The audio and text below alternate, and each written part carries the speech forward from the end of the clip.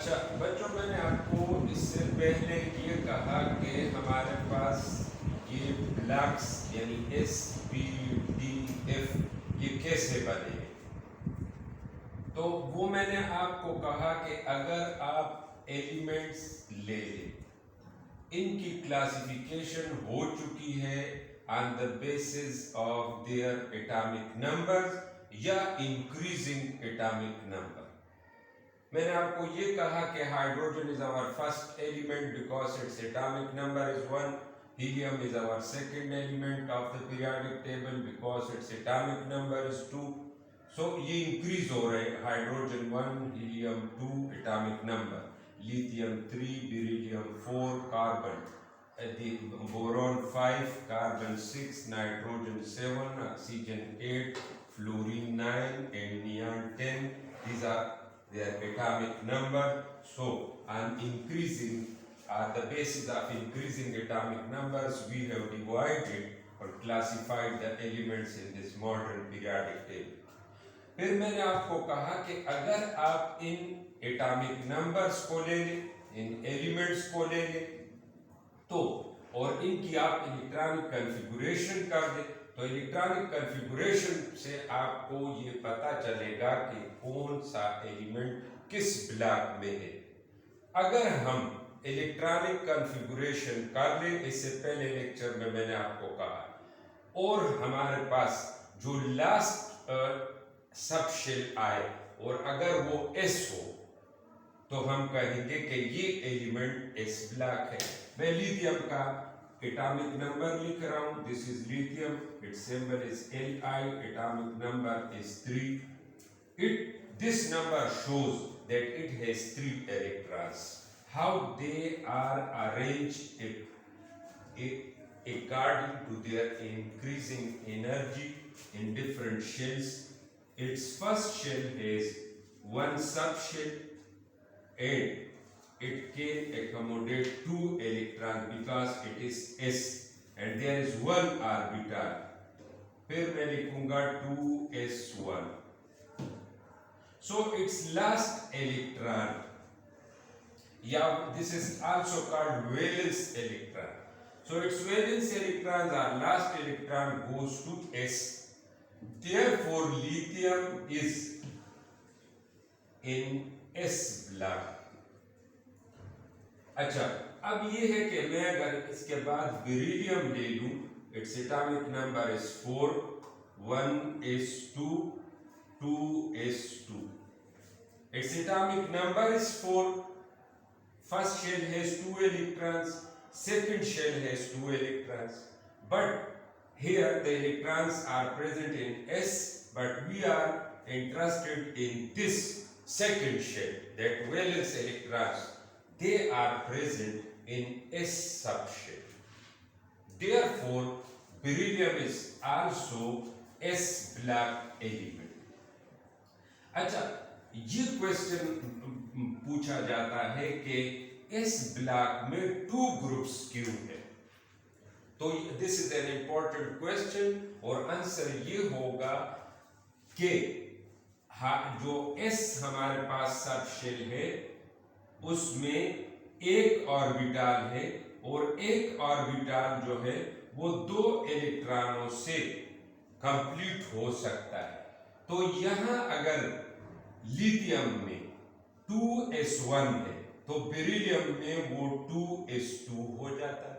मतलब ये है कि S जो सब शेल है वो कंप्लीट हो गया है, इसलिए इसमें 2 ब्लॉक्स हैं।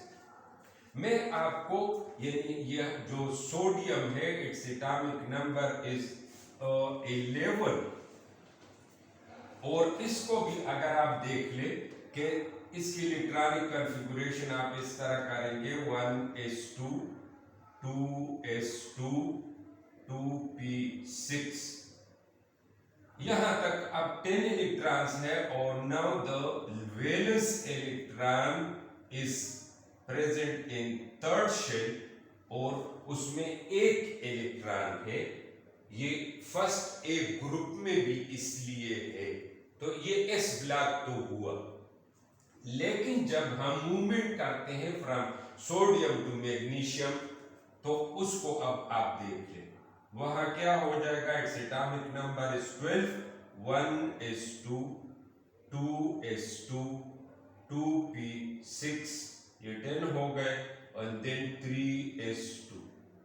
वो जो 3s यहां पर हाफ फील्ड था, हाफ फील्ड मीन s में मैंने आपको कहा कि इट्स के maximum capacity is 2, if one electron is present then we can say it is half filled।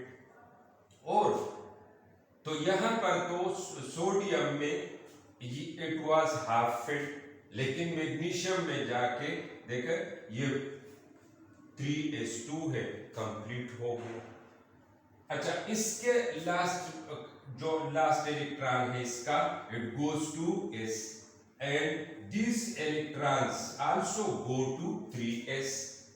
तो लास्ट में आप देखें कि आपके पास कौन सा आ रहा है, ये जो नॉर्मल एलिमेंट्स है हमारे पास, तो इसलिए आप कहेंगे कि there are two groups because the maximum capacity of S is 2 and वो कंप्लीट हो जाता है जब हम फर्स्ट ए से सेकेंड ए में जाते हैं, बस कंप्लीट।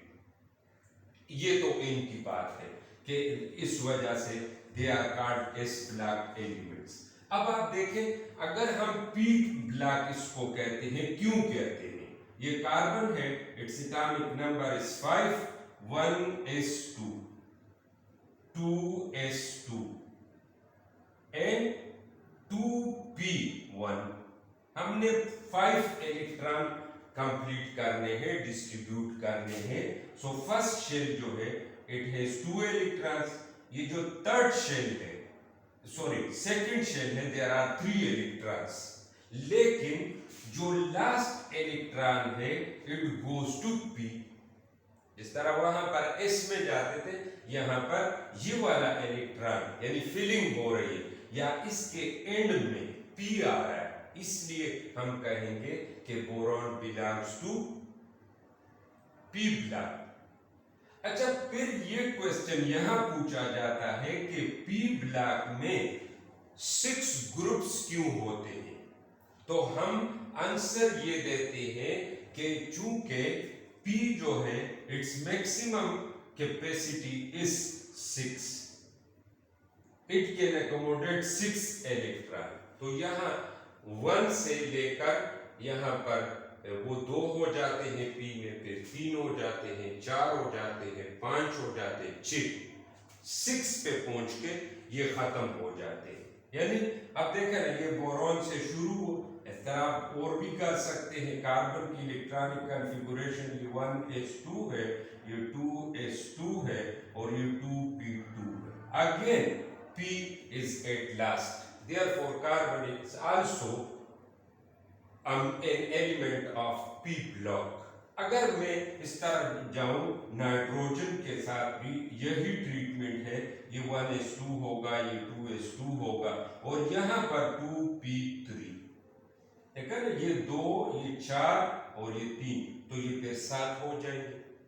अगर मैं ऑक्सीजन को ले लूं तो ऑक्सीजन में क्या होगा, उसमें भी इस तरह 1s2, 2s2 एंड 2p4, यानी टोटल इलेक्ट्रॉन्स उसके पास 8 है, मैंने डिस्ट्रीब्यूट कर दिए इस तरह, फर्स्ट शेल में 2 इलेक्ट्रॉन और फिर 6 इलेक्ट्रॉन। लेकिन p में वो लास्ट इलेक्ट्रॉन जो गया है वो p में गया है, या at the end we can see p, therefore oxygen is also a member of p block. अच्छा, अगर अब हम फ्लोरीन को ले लें, इट्स एटॉमिक नंबर इज 9, तो उसमें 1s2, 2s2, 2p5, you can count 7 और ये 2, 9। तो इस तरह नियन आप देखें। अच्छा, ये अब 10 है तो ये कंप्लीट हो गए p, 1s2, 2s2 and 2p6, ये 8 और ये 10 इलेक्ट्रॉन। तो यहां से जो हमारा होता वो P1 से शुरू हुआ है, P2, ये P3, P4, P5 and P6, ये यहां से 1 से। देयरफॉर ये तो हमने वो जो फर्स्ट एलिमेंट लिए हैं वो है।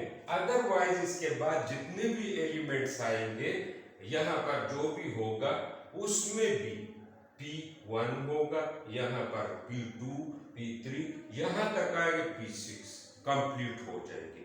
तो हम ये उनको कहेंगे एज एन आंसर कि अगर मुझसे ये क्वेश्चन हो कि why there are 6 period in P block, तो मैं कहूंगा the maximum capacity of P is 6 electron, therefore there are 6 groups.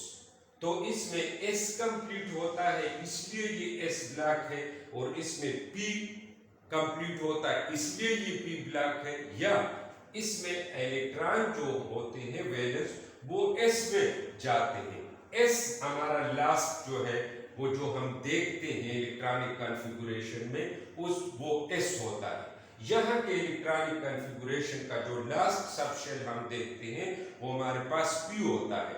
That's why इसको हम S और P ब्लॉक एलिमेंट्स कहते हैं।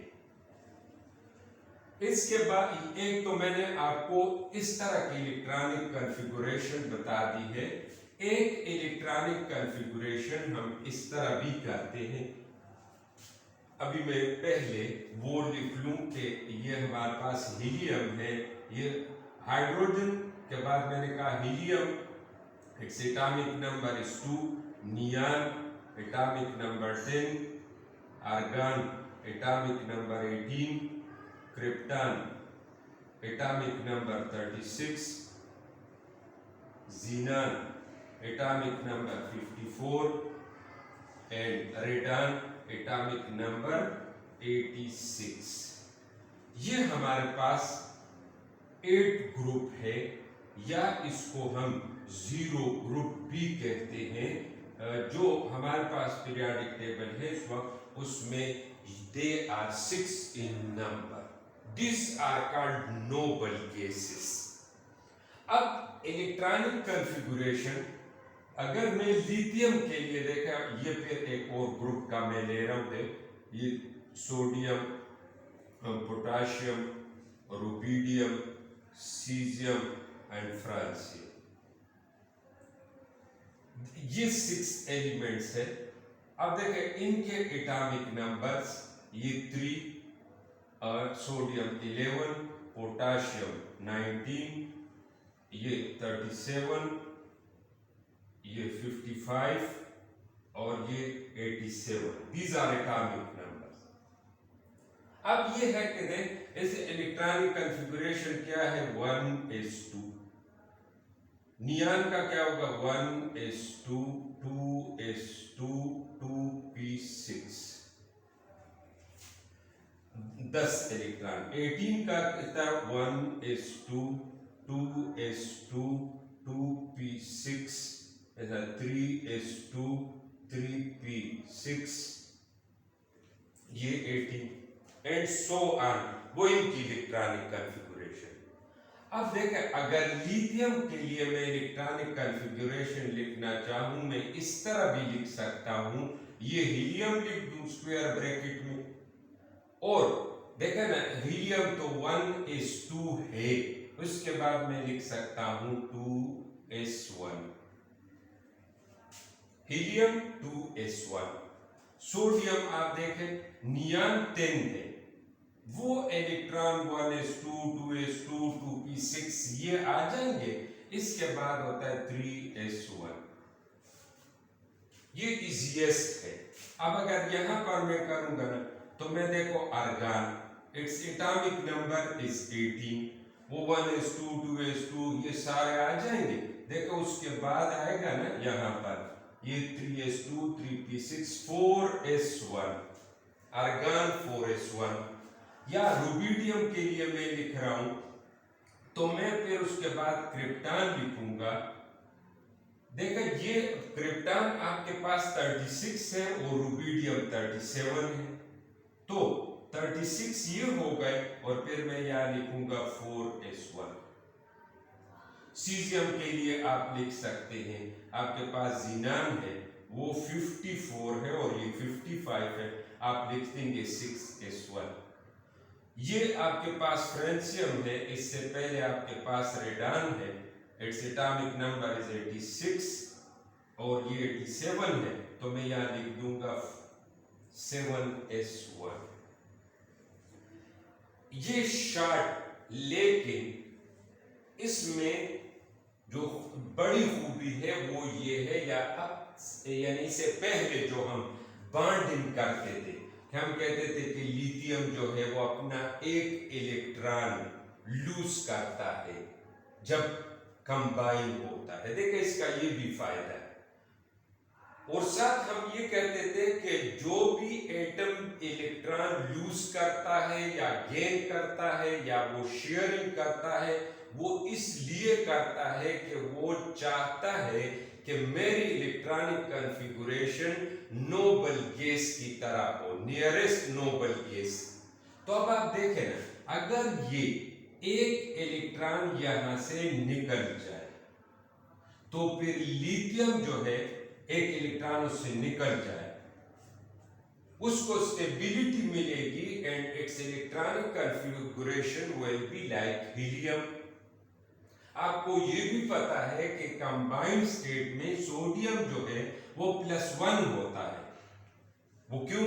एक इलेक्ट्रॉन लूज करता है और उसके बाद उसकी इलेक्ट्रॉनिक कॉन्फ़िगरेशन जो है वो नियॉन की तरह हो जाती है, तो उसको स्टेबिलिटी फिर मिल जाती है। इस तरह पोटाशियम अगर एक इलेक्ट्रॉन लूज कर देगा उसमें +1 आएगा, लेकिन जो रिमेनिंग इलेक्ट्रॉन्स होंगे या इलेक्ट्रॉनिक कॉन्फ़िगरेशन होगी वो बिल्कुल आर्गन की तरह हो। यानी ये देखें यहां पर अगर ये 4s1 है पोटाशियम के केस में, तो यह एक इलेक्ट्रॉन यहां से निकल जाएगा, खत्म ये, और आपके पास वो पोटाशियम आर्गन की तरह रह जाए। तो ये इलेक्ट्रॉनिक कॉन्फ़िगरेशन का एक और तरीका है। अच्छा, इससे एक और चीज हमारा जो है ना हमें समझना है वो ये है कि ग्रुप में मौजूद जितने भी एलिमेंट्स होते हैं like this is first A group. इसमें एक खूबसूरती ये है ग्रुप में कि आप देखें हर एक एलिमेंट के वैलेंस शेल में देखें एक इलेक्ट्रॉन है। फर्स्ट ए है तो एक इलेक्ट्रॉन होगा, अगर यहां पर हम सेकंड ए, वहां पर हर एक के वैलेंस शेल में एक इलेक्ट्रॉन हो। एक और खूबसूरती इसकी क्या है कि देखें ये भी एस ब्लॉक है तो ये भी एस ब्लॉक, इसका वैलेंस शेल भी एस में जा रहा है, इसका वैलेंस इलेक्ट्रॉन भी एस में जा रहा है। तो ये ग्रुप की खूबसूरती है कि एटॉमिक नंबर अगरचे बढ़ रहे हैं लेकिन सीक्वेंस बिल्कुल उस तरह है। अच्छा, ये बच्चों याद रखने वाली बात है कि लिथियम में पहले शेल में 2 इलेक्ट्रॉन होंगे और फिर एक, यानी इसमें 2 शेल होंगे, इसमें 3 शेल्स होंगे। 4 शेल पोटाशियम में, रुबिडियम में टोटल 5 शेल्स होंगे, सीजियम में 6 शेल्स होंगे और फ्रेंसियम में 7 शेल्स होंगे। 7 शेल तक हम जा सकते हैं फिलहाल जो हमारा पीरियोडिक टेबल है। तो मैंने आपको कहा कि इलेक्ट्रॉनिक कॉन्फ़िगरेशन का आपको ये फायदा है कि आप ये बता सकते हैं कि आपको दिया गया एलिमेंट जो है वो किस ब्लॉक में है। अच्छा, हमें एक क्वेश्चन यानी ईटा में और उसमें दिया जाता है कि आपके पास एक एलिमेंट है x, उसका एटॉमिक नंबर 17 है। आप इसके लिए 3 जो है इंफॉर्मेशन वो आपसे कहते कि आप ये बता दें कि ये किस ग्रुप का मेंबर है। सेकंड, वो आपसे पूछते हैं कि x के बारे में ये बता दें कि ये किस पीरियड का मेंबर है x, और आप साथ ये बता दें कि ये किस ब्लॉक में मौजूद है। तो अगर इस किस्म का क्वेश्चन हमें मिले तो उसके लिए हम क्या करेंगे कि हमारा इलेक्ट्रॉनिक कॉन्फ़िगरेशन जो है वो सॉल्यूशन है ऐसे क्वेश्चंस के लिए। देखो मैं इलेक्ट्रॉनिक कॉन्फ़िगरेशन x के लिए इस तरह लिखूंगा, 17 है, मैं कहूंगा 1s2, फर्स्ट शेल में 2 electron, 2s2, 2p6, second shell में 8 इलेक्ट्रॉन, 3s2 और 3p5, ये 2 4 और ये 6 10, ये 12 और ये 17। अच्छा, ग्रुप के लिए बच्चों आप लोगों ने ये बात याद रखनी है कि जिसके वैलेंस शेल में जितने इलेक्ट्रॉन होंगे, now in this case the first shell contains 2 electron, the second shell contains 8 electron, और जिसके साथ 2 लिखा हुआ है ना, यानी 2s और 2p, it is third shell, तो sorry this is second shell। अगर किसी के साथ 3 लिखा हुआ है तो वो थर्ड शेल है, इसके थर्ड शेल में 7 इलेक्ट्रॉन।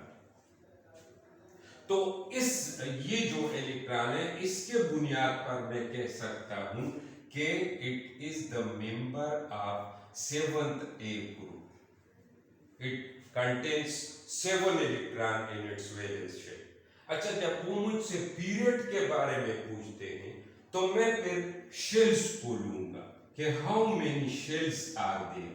अब अगर मैं उनको ये कह दूं कि there are 3 shells, through electronic configuration में बता सकता हूं, फर्स्ट शेल में 2 इलेक्ट्रॉन है, फिर 8 है और फिर 7 है, तो 3 शेल्स की वजह से मैं ये कहूंगा कि ये मौजूद है या it is the member of third period of the periodic table.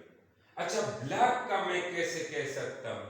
Black का मैं इससे कह सकता हूं कि आखिरी इलेक्ट्रॉन या मुझे कौन सा सब शेल नजर आ रहा है। अगर ये 3p5 है तो मैं उसे कहूंगा कि it is in p black. ये हमारा यानी क्वेश्चन हल करने का ये तरीका होगा, how many electrons are present in the valence shell? Okay, they are 7, the group is 7। अच्छा, उसके बाद अगर इसमें शेल्स में काउंट करूंगा, if there are 3 शेल्स, मैं कहूंगा ये थर्ड पीरियड है। ओके, अगर मेरे पास इलेक्ट्रॉनिक कॉन्फ़िगरेशन में लास्ट पे जो भी आ रहा है, जिस तरह इसमें p आ रहा है, तो मैं डिसाइड कर लूंगा कि दिस इज अ मेंबर या x is the member of p black element.